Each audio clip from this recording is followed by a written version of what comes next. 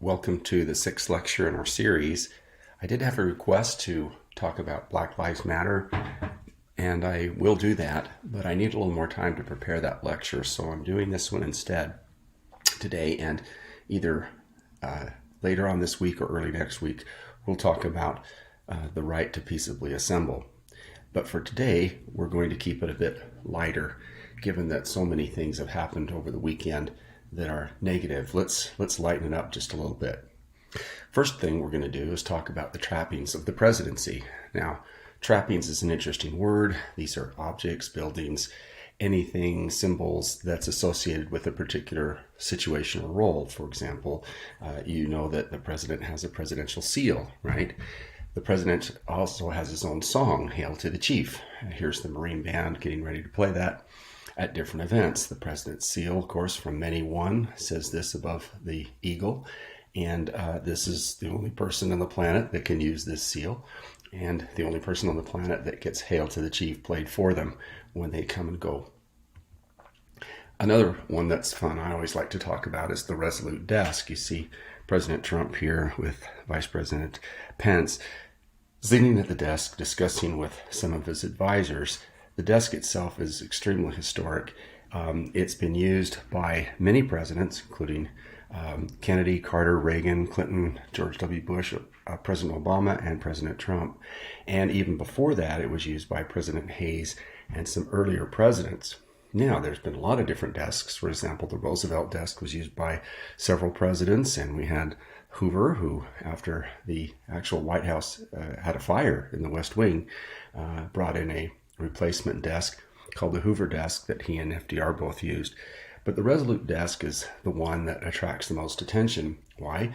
Because it's made from the timbers of a ship that was marooned in the Arctic, named the HMS Resolute, an English ship rescued by American sailors and returned to England. The Queen at the time, Queen Victoria, this would have been in the middle to late 1800s, had some timbers taken from the planks of the ship and turned into two identical desks. Here's the Hoover desk that Roosevelt used right there. You can see that. I don't think it's a very pretty desk. Looks very functional. But the Resolute desk looks a lot more ornate and a lot more carved than it was. And there's two desks. They're identical. One was given to the President of the United States, President Hayes, and the other one now sits in Buckingham Palace in London in a prominent place inside that home of the Queen. And here you see it sitting in the Oval Office. I believe this picture is from the Kennedy years. And it's the Kennedys that made this so popular with the American public, because it has this little door that was put in it by actually President Truman. And this door allowed the kids who, were playful like all kids are, to have some fun in their dad's Oval Office. And here's young Carolyn Kennedy and John, or his nickname was John, playing in this desk. The White House photographer, and yes, there's a White House photographer that takes pictures of every president for posterity. The photographer caught these two images, which are just absolutely adorable, especially John looking out and Carolyn hiding under his dad's desk. Right, here's Carolyn and John as they were older. There's pictures of the family too, all huddled here together. Beautiful picture. The Kennedy administration, the Kennedy years, was called Camelot. Why? Because it was just such a refreshing scene to have young children and a young couple in the White House. Today, of course, we will have the oldest president in American history. Whoever wins the election, whether Biden or Trump win, they will be the oldest presidents ever elected. But here was a very different story of a young family. Carolyn Kennedy goes on to become ambassador to Japan and a publisher. Her brother was also a publisher, but unfortunately was killed in a plane crash. He's a pilot and crashed his plane near Martha's Vineyard. Very sad story. All right, so last time we talked about the Rose Garden. I'm just going to quickly review these slides for those that may have missed it. We know that the Rose Garden itself is named after the roses on the White House that are carved in stone, and the first real planned garden was Edith Roosevelt's garden. Elaine Wilson, also First Lady, designed it more in its formal pattern. But it would be the Kennedys that would really make it what it became. And it was Jackie Kennedy, at the request of her husband, that made this garden so beautiful. Now, we also know that Melania Trump realized that the garden needed some extra work with maybe irrigation and lighting and a few other things, and also a nice path to make it wheelchair accessible. And so those renovations go in. These are marks that the First Lady leaves on the White House, both Jackie Kennedy and Melania Trump. And Melania Trump gives her speech, of course, from the Rose Garden. Now, I know I'm repeating for some, but there's some classes that didn't get this, so I'm just going to say all this one more time. Now we know, talking about the trappings, Melania, of course, the Rose Garden is a trapping of the presidency. It has, let's go back. Let's look at the president right here giving a press conference with the White House as the backdrop in the Rose Garden. You can't get a more beautiful setting. And this, in a sense, now is a trapping of the presidency. And then, of course, when Mr. Trump gave his acceptance speech last Thursday, he used the White House as his stage, if you will, with all the flags and whatever, Hail to the Chief being played, all that kind of thing. And so these are the trappings of the presidency. One of the more important ones is the plane that the president travels in.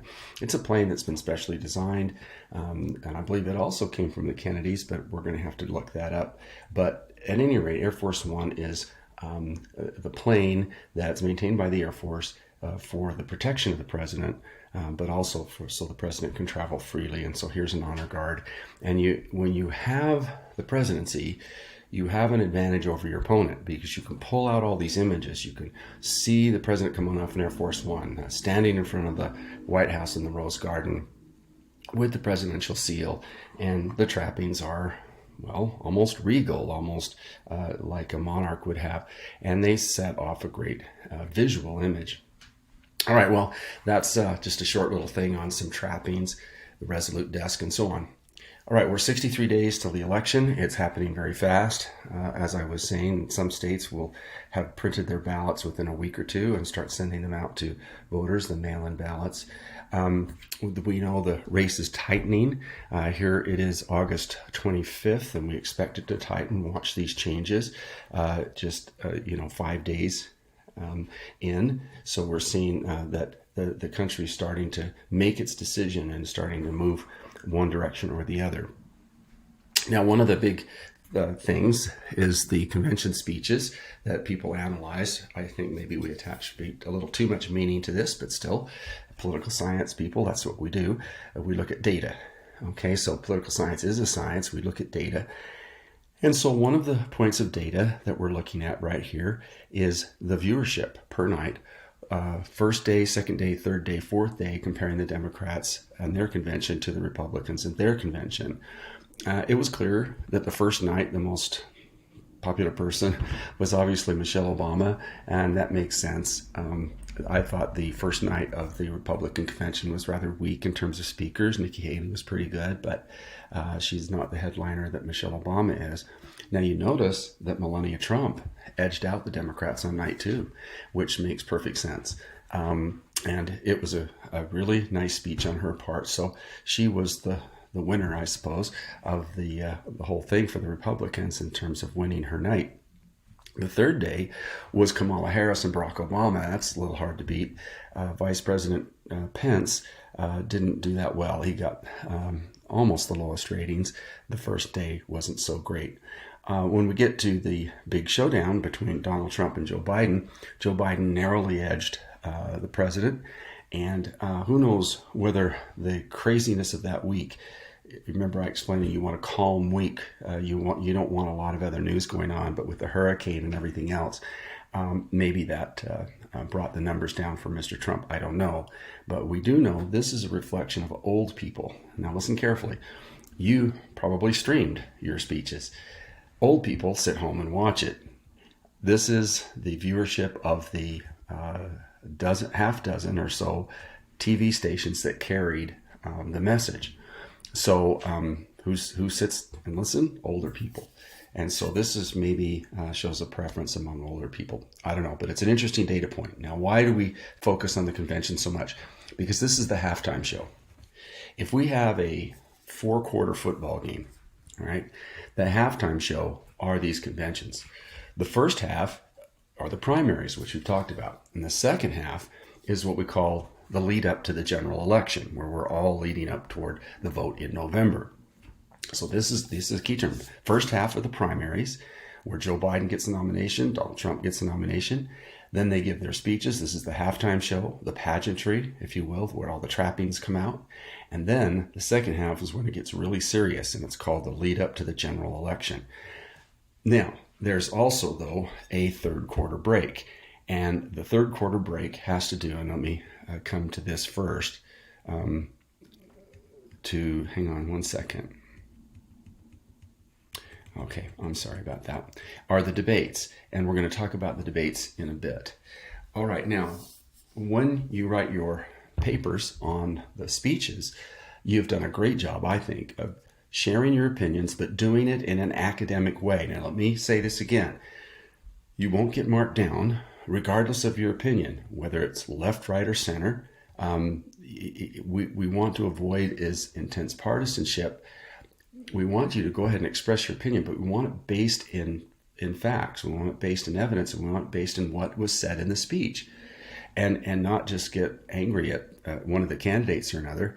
What I tell my students is that we need to think about public opinion as a globe, as a circle, 360 degrees. And at these times when the sides are so polarized, the word partisanship comes from parties, right? We get two political parties and we get so polarized, everybody goes to one side or the other, and they're yelling and screaming at each other, is we instead have to relax. We have to take a deep breath, and we have to look at the issues on all sides as if it were a globe. Look at it from one angle, look at it from another, look at it from another. And that is what is called academic writing. You may have a very strong opinion, right? Like this blue line of the equator. But as you spin the globe, you're going to learn other things. Every time I read a research paper, I learn more things. And I don't see students just ranting and raving. I see them reading the speeches, analyzing the speeches, taking data and information, maybe from other sources, and building a good argument. And that's what we need to do. Now, why are we so polarized? Well, somehow our country has divided itself into left versus right. And let's explain those terms. This intense partisanship is what we call the partisan divide, the divide between one side and the other. In the past, it wasn't this intense. There's been periods of intensity, Civil War, the 1960s, and now. But for the most of our history, it tends to be pretty relaxed. People can have a political discussion without blaming the other side. Instead, they'll listen, right? So basically, look at this one cartoon. Why are you destroying this country? There's them and us. And it's just like, really? Okay, we're all contributing to this problem. And if you know about the political system, you know that the donkey, of course, is the symbol of the Democrats, and the elephant is the symbol of the Republicans. And they're now basically should be working together to solve America's problems, but they're not.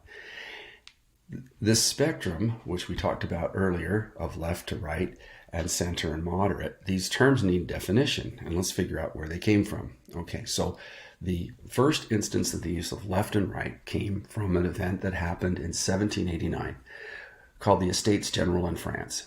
Basically, this is a huge meeting of three estates, three groups, if you will, that the king, Louis the 16th, called together to solve his financial problems.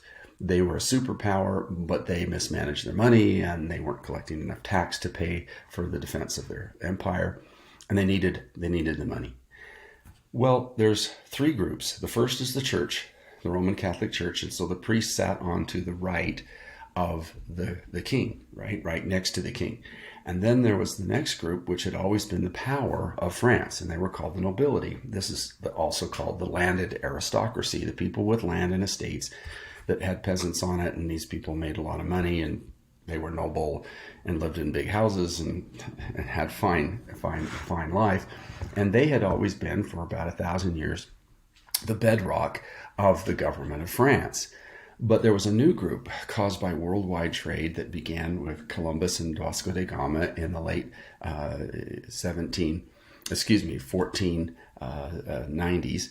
And with all the trade around the world, a new group was making a lot of money. They were merchants and businessmen. There's also a new class in France called lawyers. And so as we get to more of a modern kind of world, these people were loaded with cash and they were being asked to pay tax. Now, they said, fine, but no taxation without representation. Gee, I wonder where they got that idea.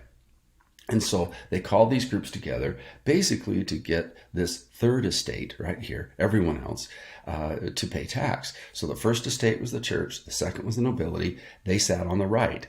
And on the left, the new upstarts, the new people who wanted to change France in many, many ways, they sat on the left. Now, your conservatives were your church and your nobility. They wanted to keep things the same. They just wanted the other side to pay more money for them to stay in power.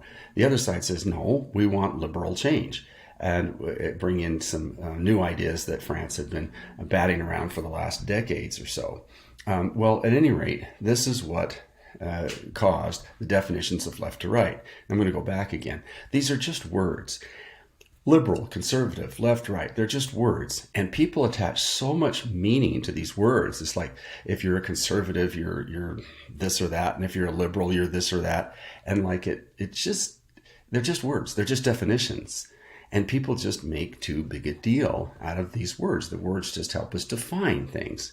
And at any rate, people attach a lot of political meanings to these things. Now, the father of our country, George Washington, was worried about this hyperpartisanship. He was worried about the country dividing itself between left and right. He said this, he said, be slow and thoughtful in amending the government so it isn't weakened and thwarted by unjust men. That our country is fragile, that it can be taken over by the wrong types of people. And that can be the end of the country, basically. So be careful, be thoughtful in who you vote for. He also said avoid factionalism, where we break into groups or break into sections, and it's like red state or blue state. You know, that he would have been shocked by our red state, blue state divide.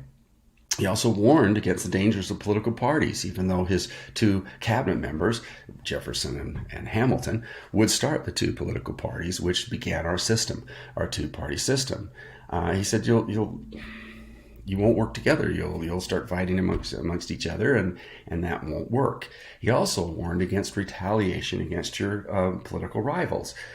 Political retaliation. If you win the election, great. Go and govern the country. Do a great job. If you lose, be gracious and wait for the next election for your turn. We have to get really good at handing over the reins of power to the group that actually wins the election and make sure they're free and fair.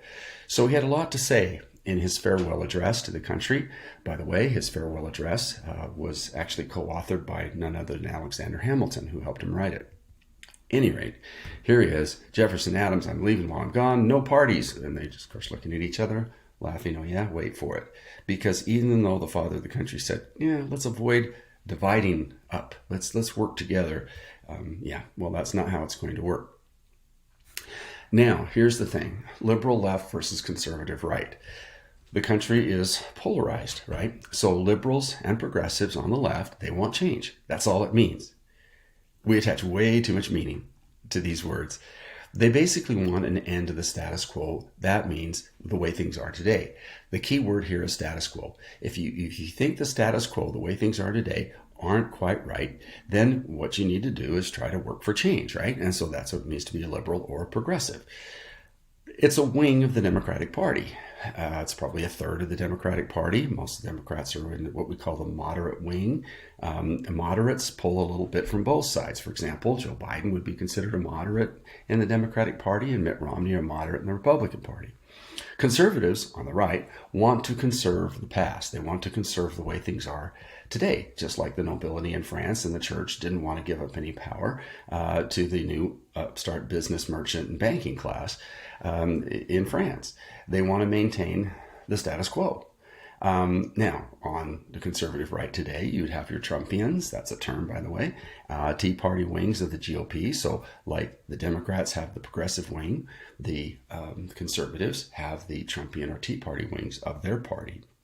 All right, now, the first two parties were Alexander Hamilton's Federalist Party. You'll need to know that term. And basically, this was a liberal urban party. They were politically left because they wanted to change the country from an agricultural place to involve more business, merchants, banking, even some industry. And so he saw the United States turning into an economic powerhouse by adopting the Industrial Revolution of England. But the country itself was, 95% rural and agricultural. Farming was the number one thing we did. And Jefferson and Madison's Democratic Republican Party were the conservative and, have to say it, pro-slavery agricultural party on the political right.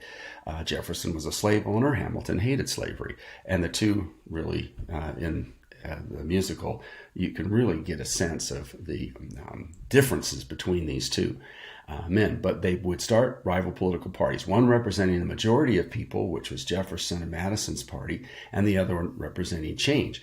So our first parties were split just like they are today in many ways. Now, moderates would have been George Washington and John Adams. They would have been more like the Mitt Romneys of this world. All right, now, there's also a difference in partisanship based on age. The younger you are, the more liberal leaning you tend to be. That doesn't mean everybody that's young is a liberal. That's not right. But by the same token, the older you are, the more conservative you're likely to be. And that doesn't mean that everybody that's old is going to be conservative. But the numbers are much bigger, as you can see. So here's the trends. Millennials, 27% lean liberal, 17% conservative. You go to the other end, the silent generation, which is 70s and up, 15% liberal and 36% conservative. My age group, the baby boomers, are 31% to 17%. So there is a big change based on age, and we haven't seen this kind of shift in a long time. The political parties in the past were basically, they could work together because you were a liberal or conservative more based upon where you were elected and where you lived. So, for example, you could have a very liberal Republican coming from, say, Massachusetts, and then a very conservative Republican coming from Alabama. Democrats, same thing. You could have a very liberal Democrat coming from, say, California, and then you'd have a much more conservative Democrat coming from, say, Georgia. And this mix where the parties had a little bit of everything, including moderates. Most of the politicians in the past were in the moderate wing. That all changed. And it changed over the last, I would say 25 years, and gradually became much more like this. And I meant to put 20% in the middle here. Sorry about that. That should say 20%. But basically, about 40% of America is basically leaning very right. And about 40% of America is leaning left. This would be the progressive wing, and this would be the more moderate wing of the Democratic Party. And then this should say 20%. There's about 20% of the people who are centrists or moderates. They may have been Republicans, they may have been Democrats, but they're now being pulled one way or the other. And the thing about the parties is that the more moderate wing of the Republican Party is literally being purged. And what do we mean by that? Well, basically being asked to leave. Rhinos is what they call people who are moderate in the Republican Party. Rhinos are Republicans in name only, and these rhinos are being primaried out. We had that happen in Utah when a senator named Bennett lost to the senator today, Mike Lee. Basically, Bennett was apparently too moderate for the voters in the Republican Party, and they got him out in the primary and elected somebody else. You challenge somebody in your own party if they're not right enough. And so this is what we call being primaried and purging rhinos, or people that aren't Republican enough, I guess is the way you say it. Mitt Romney, of course, gets attacked for that. He was in the last election when he ran against President Obama in 2012, where here he is on a donkey, right, in this cartoon, with Romney Care, which was the precursor for Obamacare. Basically, President Obama, when he put the healthcare plan together called Obamacare, borrowed the ideas from Mitt Romney, even hired some of his staff to help him put it together. Mitt Romney built this plan with Democrats working together in Massachusetts. And of course, a lot of the Republicans are taking issue with that. Here is something somebody put up in Utah here. Respect for Utah voters. Killed by Mittens Romney, attacks and spend rhino, R-I-N-O. So Mitt Romney gets attacked for being a moderate, basically center-right kind of politician. All right, Hillary Clinton, kind of same sort of thing. She was a little too moderate in the last election, and as a result, didn't get the support. Large numbers of people that supported Bernie, would be more the progressive wing of the party, and AOC just simply didn't show up to vote for her. So she loses a close election, in part because there was apathy toward her. Now, there's no purge in the Democratic Party per se. It doesn't seem to be something that they've adopted. But nevertheless, enthusiasm is an important function of getting elected, and Hillary didn't attract the enthusiasm of people on the left of her party. Joe Biden, on the other hand, is also a moderate, center-left, and he does have the support of Bernie Sanders and AOC. And what he's trying to do is to enlarge the tent, to make the Democratic Party a bigger tent party. Now, there's a phrase, for example, some of these people here in the center that might have been Republicans. A lot of them are drifting toward the Democrats. Quite a number, actually. I have friends that have done that. They're going to vote for Biden this time, even though they're conservatives and will drift back when the Republican Party maybe shifts back to more of a moderate kind of stance. They're often called soon-to-be former Republicans, right? Now, here's the thing. One thing we have to say, and I want everybody paying attention and look at me right now. What is the purpose of a political party? There's only one purpose of political parties, and that's to win elections. Just to win elections. And you'll see, basically, parties will change their positions. They'll move left, they'll move right, they'll move center, wherever they've got to move to win. And so we have two parties. Both have tents, and within the tents are all these different groups. And these different groups, if it's the tent's big enough, you win. And it's because we have a two-party system with these fairly large tents that minor parties or third parties never win. We're really stuck with a two-party system because of the Electoral College. All right, so it's explaining the term. Now, normally, when you're running for re-election, it's an incumbent on your presidency. How did you do the first 4 years? But Mr. Trump is trying to make it a choice election, saying that if you elect Biden, then all these terrible things are going to happen and whatever. And he started a campaign, which we've seen before. It's called a law and order campaign. Basically, in the 1968 election, Richard Nixon, who won again in 72, this should say 1968. Richard Nixon targeted working class white ethnic people in northern cities who were turning against the Democratic Party, blaming the Democrats for being soft on crime, allowing rioters in the streets and the protests to continue. And what were people protesting at the time was the Vietnam War. All right, well, this campaign was successful, and Richard Nixon goes on to win the 68 election and won re-election in 1972. Now, let's look at an ad that would have fit very well into 1968 to 72, and it's called the 30-second ad. And this is an ad that the Trump campaign ran that is very effective at this law and order kind of message.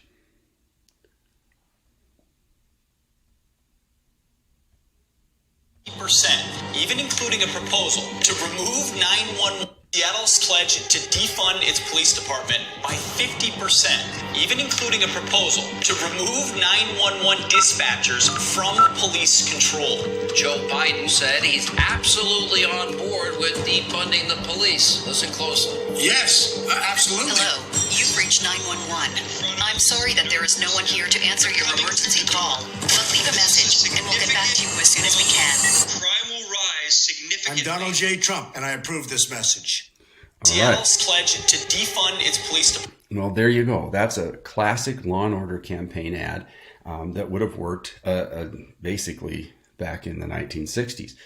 Now, the other thing that the Trump campaign is trying to do is trying to brand Kamala Harris as a radical leftist. She's not. She's also a moderate left with Joe Biden. But the attack had to come because she's risen up and got some popularity. So they're trying to take some shine off of Kamala Harris. Let's see the ad they ran against her. Kamala Harris ran for president by rushing to the radical left, embracing Bernie's plan for socialized medicine, calling for trillions in new taxes, attacking Joe Biden for racist policies. Voters rejected Harris. They smartly spotted a phony. But not Joe Biden. He's not that smart.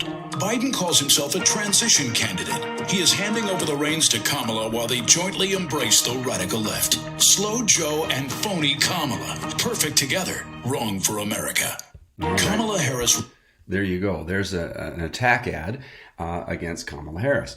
All right, I don't know how effective it is because she's not a radical leftist, but nevertheless, she's, of course, a former attorney general, so she's a law and order candidate herself. So we'll see if that one works. But they also had two messages here. One is that Joe is slow, and that's one of their messages that they're continuing to push. All right, well, now what do we see in response to that? Vice President Biden is running a healing campaign. He wants to bring America back together. You see us being split apart by the Trump administration. And he basically launched his campaign saying we need to campaign for the soul of America and bring people back together. And so here's an ad that just came out after the ceremonies of last week. American history is not a fairy tale. Thomas Jefferson wrote what many believe to be the most important document in human history. He was a slaveholder. We've never lived up to our American ideals. Jefferson himself didn't. But what he wrote has pulled us towards justice for more than 2 centuries. It's always a fight, and it's a battle that is never fully finished. But if Donald Trump is reelected, he will forever and fundamentally alter the character of this nation. If we give Donald Trump 4 more years, this will not be the country envisioned by Washington. This will not be the nation bound together by Lincoln. This will not be the nation lifted up by Roosevelt or inspired by Kennedy. It will not be the nation that Barack Obama proved bends toward justice. We can't and I will not let this man be reelected President of the United States of America. All right, so there's Joe Biden's counter to the country that we've become in the last 4 years. So it's a very good ad. It works well. And you also remember in his speech, he's playing off 4 things. He says we have 4 major crises that we have to address, and we've addressed one of them. We've talked about the economy. We will do the Black Lives Matter movement later on in the week or early next week. But let's be reminded then of the 4 things. Now, this is an important campaign strategy. When you go into your speech, you want to lay the foundation for future promotions of your ideas. So when he got those 4 things out there, he wants to rebuild that message and repeat it over and over again so people remember. And here's an attempt to do that. For the first time in American history, we're living through 4 crises at the same time. A public health crisis. The U.S. set a new single-day record for coronavirus infections. An economic crisis. Devastating unemployment not seen since the Great Depression.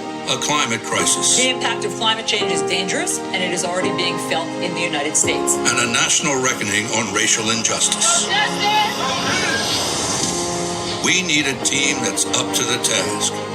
Leaders who can rally the nation to fight this virus.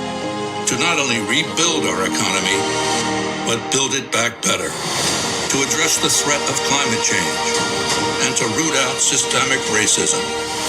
Together they'll lead America, unite America, and heal America. Joe Biden and Kamala Harris. Because a united America will be a better America. I'm Joe Biden, and I approve this message. All right. Very good ad. Reiterates the 4 points, the 4 crises we face, and what they can do about it. So in this case, I think the Democrats have really got their ads going in a strong way. Now, they also have some support from an unexpected group. The Democrats are getting support from Republicans who are rhinos who have been either pushed out of the party or who have left the party and are now supporting the Democratic ticket. Now, there's 2 groups that are important. There's the one I'm going to show you in a second, and then there's also called the Lincoln Project. and their ads, these are the top campaign minds of the Republican Party in the past who ran the campaigns of different people you would have known, like Mitt Romney or George Bush or John McCain, who are now working on the Democratic side. And it's interesting to see their ads come out. Republicans generally, or in the past, have produced the more powerful, effective ads. Now those people are helping Biden. Here's one ad.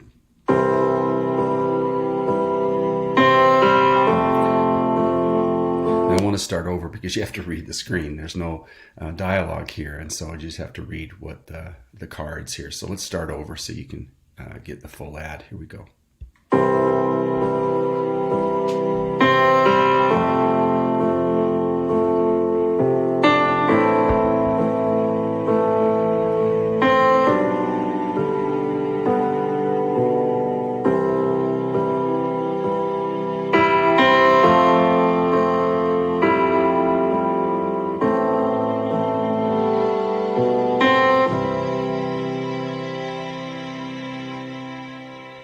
This is paid for by a group, voters, Republican Voters Against Trump, or the RVAT. I've never seen this before. I've never seen so many top quality campaign people jump to the other political party and to help them. That's never happened in American history that I know of. So it's an interesting election. Now, what happens at the third quarter? The third quarter is coming up. So right now we're in the third quarter, we're playing it. And then at the end of the third quarter, we have another event that's really important. And more important, perhaps, as we go into the fourth quarter of this long election process, it's called the debates. Currently, 3 debates are planned. Whether they're held or not, I'm not so sure. There's some discussion about this, but the debates are important. It was important for Ronald Reagan to get elected, and we're going to talk about Kennedy. Without debates, they probably don't win. But Ronald Reagan, when debating Jimmy Carter, said these famous words, and these words are echoing through history ever since. And the question you ask of an incumbent, right? Are you better off than you were 4 years ago? And if the answer is yes, then stay with the incumbent. If it's no, then take a chance on somebody new. And so these words, Ronald Reagan's words, lifted him to victory back in 1980. All right, now you have to understand now the context of these debates. In 1960, we were running an election at a time when we were in the middle of the Cold War. And the Cold War was kind of scary. You have here in red and pink, you have the countries allied with the Soviet Union and Communist China. And then you have what we would call the free world in those days, the United States and European allies and so on. And basically a life and death struggle for the soul of the world, if you want to call it that. And it was a tough time. The tensions were high. And it was in this election, 1960, where we have our first presidential debate. Now, the debates, of course, sponsored by the Commission on Presidential Debates. I'll just say that twice. Now, the first debate for us will be on September 29th, 2020. And we're going to have you listen to all 3 debates, just like you did your speech papers. We'll do the same thing for those debate nights and let you compare the performance of President Trump and Vice President Biden, and also to the vice presidential candidates will have a debate. So Kamala Harris against Mike Pence. This will be more important than the conventions, actually, in terms of shifting public opinion. All right, so we're going to have 3 debates starting September 29th. Well, 60 years ago, in September 26th, almost 3 days of difference in, all that time, 1960. So September 26, 1960, John F. Kennedy and Richard Nixon faced off for this election. And the first time on television, it was all black and white, of course. Now, Nixon would lose this election in part because of these debates. Kennedy looked cooler on camera. He had just been to California. He was tanned. He used makeup because when you're on front of cameras, your face tends to shine a little too much, and they have to take the tones down just a little bit so you don't look a little silly. Nixon, in one of the debates at least, had been ill, and he was sweating, and they had already run ads against Nixon being kind of shifty and not be able to be trustworthy and this kind of stuff. And when he gets up there to talk, he looks like he's nervous and whatever, when really it was just that he'd been a bit ill. and he refused to wear makeup, which means he didn't look good on camera. But then Kennedy, of course, also has a great speaking voice, and he had this Boston accent, which is very cultured. Any rate, it just went over really well. And what we're going to do is give you a couple vocabulary words here before we watch this, and we're going to watch the first 8 minutes of the first debate ever back in 1960. Khrushchev was the leader of the Soviet Union at this time, and he was actually in New York speaking at the UN General Assembly and raising his fist and yelling mean things at the United States. But here's a picture of him. Also, too, you're going to hear Kennedy use the word Negro, and this, of course, was a term that was used for African Americans or black people at that time. So it's not a term we use today. It's an old Spanish term from the old slave era, so we don't use it anymore. But back in those days, that was the term that was commonly used. The word black did not become the term we used until the late 1960s, so almost a decade later. All right, so when you hear this, don't be offended by that word. It was just you go back in history and they used words differently. So he's going to talk about Khrushchev, and he's going to talk about the plight of the Negro or the African Americans toward the end of his speech, of his introduction. So I need you to pay special attention to that last 2 or 3 minutes. So we're going to go 8 minutes in on the first debate and watch why Kennedy was able to edge out Nixon in the 60 election. Developed in any previous administration in history. According to rules set by the candidates themselves, each man shall make an opening statement of approximately 8 minutes duration and a closing statement of approximately 3 minutes duration. In between, the candidates will answer or comment upon answers to questions put by a panel of correspondents.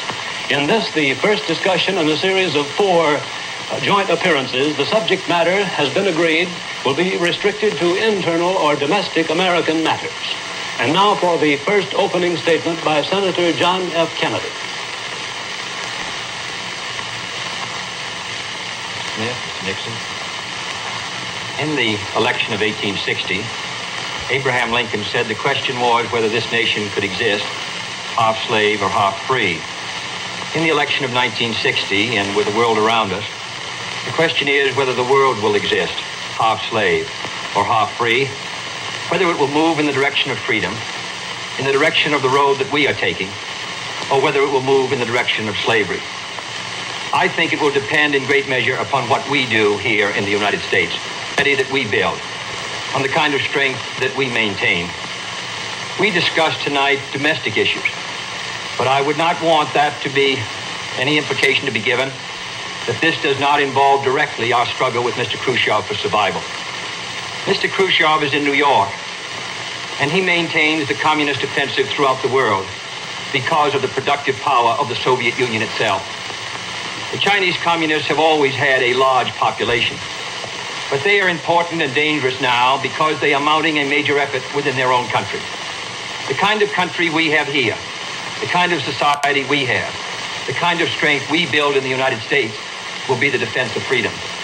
If we do well here, if we meet our obligations, if we're moving ahead, then I think freedom will be secure around the world. If we fail, then freedom fails. Therefore, I think the question before the American people is, are we doing as much as we can do? Are we as strong as we should be? Are we as strong as we must be if we're going to maintain our independence? And if we're going to maintain and hold out the hand of friendship to those who look to us for assistance, to those who look to us for survival? I should make it very clear that I do not think we're doing enough, that I am not satisfied as an American with the progress that we are making. This is a great country, but I think it could be a greater country. And this is a powerful country, but I think it could be a more powerful country. I'm not satisfied to have 50% of our steel mill capacity unused. I'm not satisfied when the United States had last year the lowest rate of economic growth of any major industrialized society in the world, because economic growth means strength and vitality. It means we're able to sustain our defenses. It means we're able to meet our commitments abroad. I'm not satisfied when we have over $9 billion worth of food, some of it rotting, even though there is a hungry world, and even though 4 million Americans wait every month for a food package from the government, which averages 5 cents a day per individual. I saw cases in West Virginia, here in the United States, where children took home part of their school lunch in order to feed their families, because I don't think we're meeting our obligations towards these Americans. I'm not satisfied when the Soviet Union is turning out twice as many scientists and engineers as we are. I'm not satisfied when many of our teachers are inadequately paid, or when our children go to school part-time shifts.